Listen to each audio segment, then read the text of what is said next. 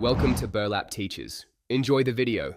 In this video, I will explain how to use hyaluronic acid serum for dry skin. First, ensure your face is freshly cleansed.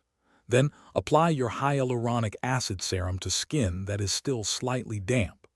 This crucial step helps the serum draw moisture into your skin effectively. You only need a small amount, typically 2 to 3 drops, to cover your entire face and neck.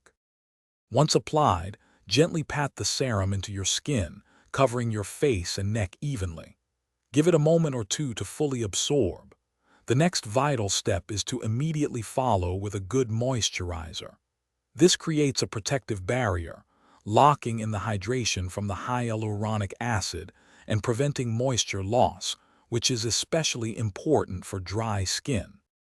For optimal results, incorporate hyaluronic acid serum into your routine twice a day, once in the morning and again at night. Consistency is truly key to seeing significant improvements in your skin's hydration levels and overall texture.